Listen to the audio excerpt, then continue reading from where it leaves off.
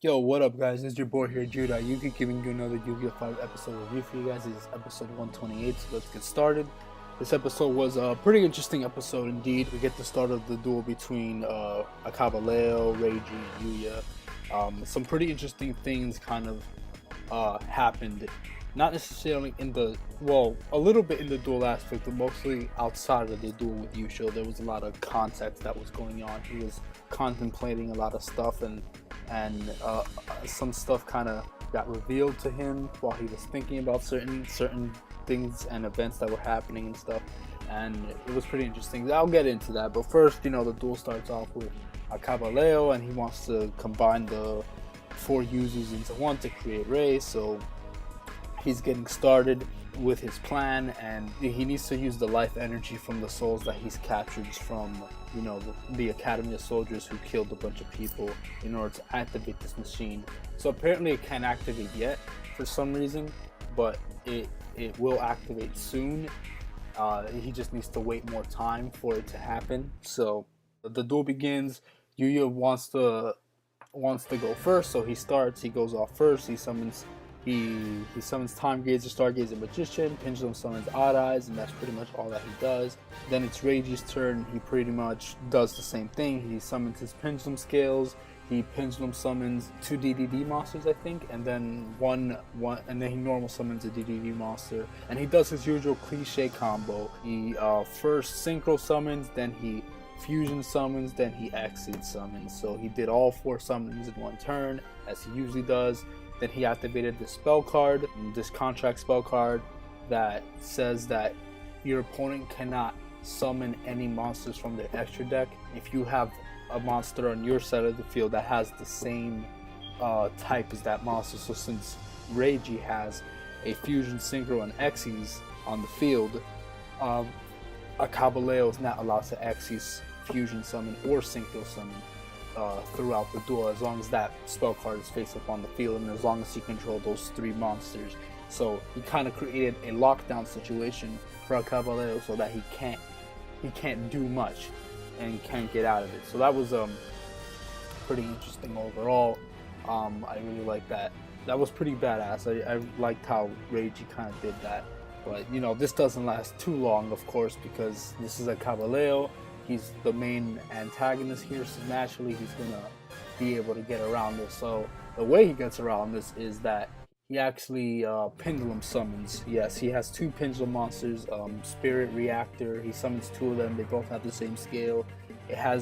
His reactors have effects that allow him to copy the scale of another pendulum on the field. So he copies Yuya's 8 scale, and then he pendulum summoned 2 monsters, Spirit Caller Salamander or something, Spirit Caller Pendulum Governor, something like that,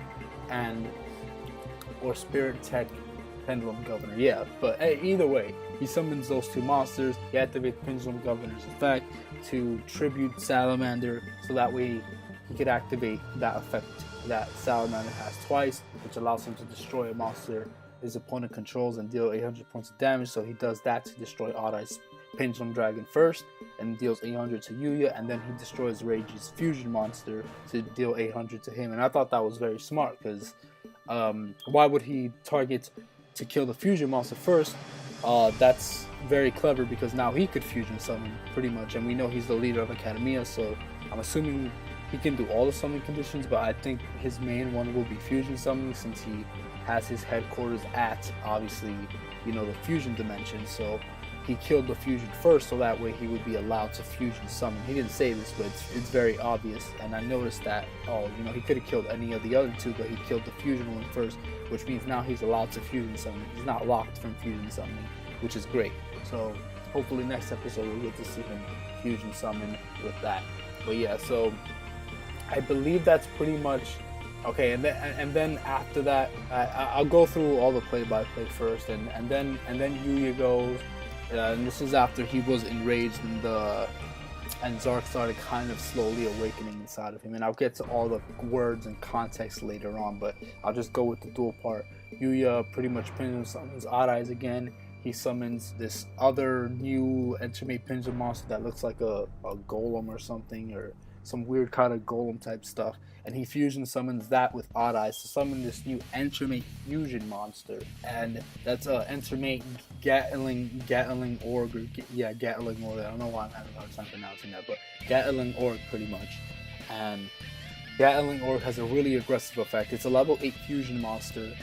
So this is actually his first Entermate fusion monster, which is cool, but it's kind of like a very dark one. It's not, kind of happy and entertaining. It's kind of an aggressive one. It has a Gatling gun and all that stuff, and it has a very aggressive effect. You could deal 200 points of damage to your opponent for every card on the field, and there was 12 cards on the field.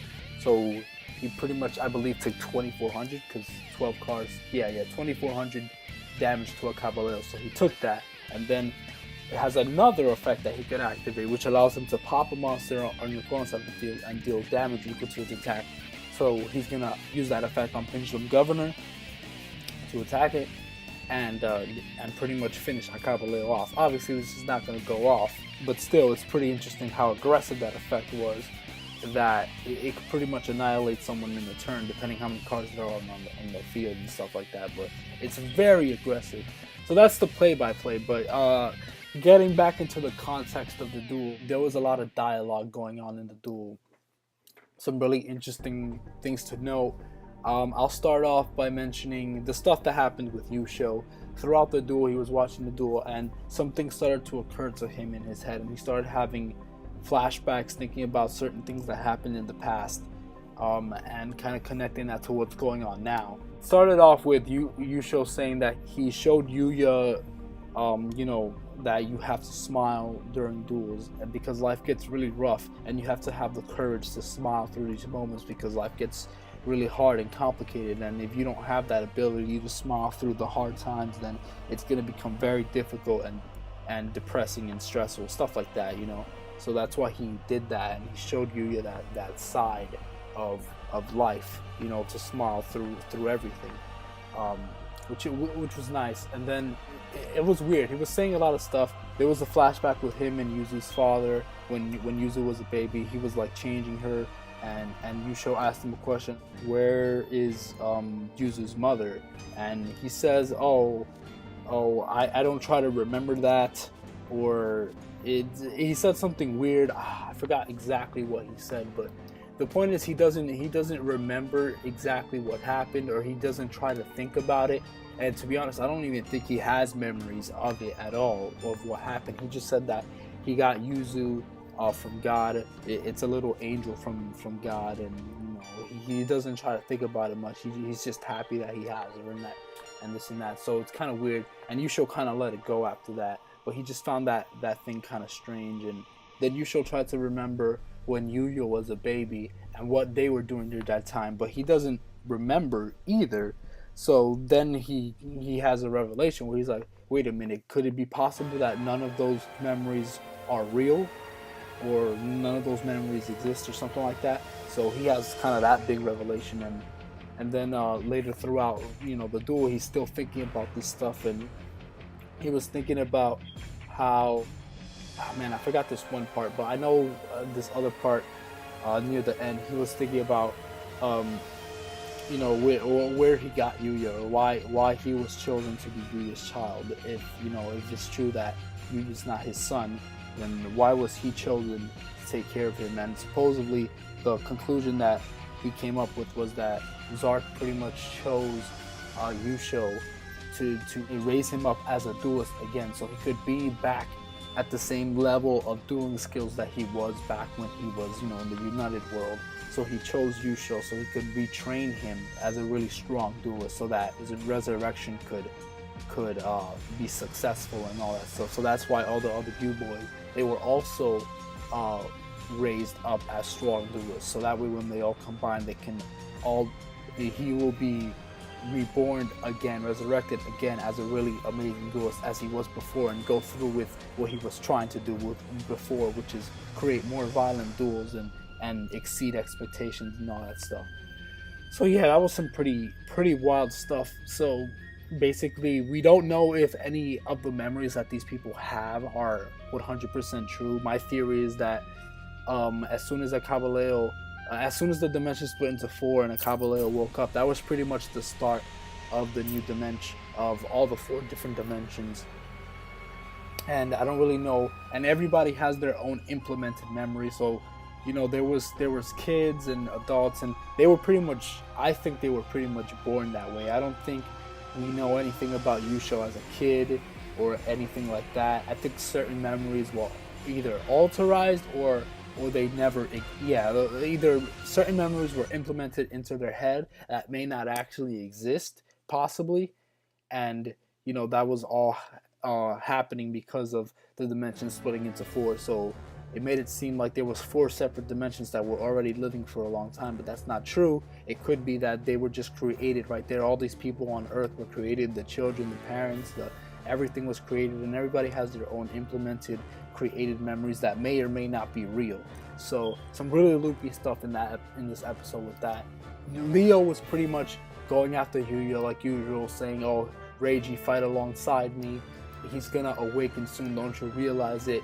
Haven't you seen, you know, what he's done so far? And I need you to fight alongside me." And then Akaba Reiju, he was pretty much like, "Oh, do I actually, even if this is true, do I have to join your side?" And Leo's like, "Yes, you have to join my side. You have to fight against this demon and all this stuff." And then Reiji cuts him off, saying, "You already know my intentions. I'm fighting alongside you. I've made up my mind. This is what I'm gonna do." So he's very loyal to his friend, and he even called Yuria his friend. So that's very nice. He's a great character. I love Reiji, and he just keeps showing us why he's such a great character. But he's gonna stick by Yuya's side no matter what. And he pretty much calls Leo out and says, the 4 dimensions were living in peace before this, and if you hadn't tried to resurrect your daughter and combine the 4 dimensions, none of this would have happened, and it's because of your ego that all of this happened. And it's true, you know, that is why. If he didn't do any of this, then the dimensions would have stayed as 4 separate dimensions. The 4 U-boys would have never connected, and they would have never been near each other to combine into Zark.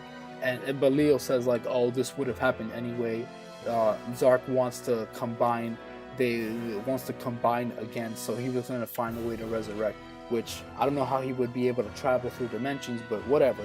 Either way, Reiji made a good point with that.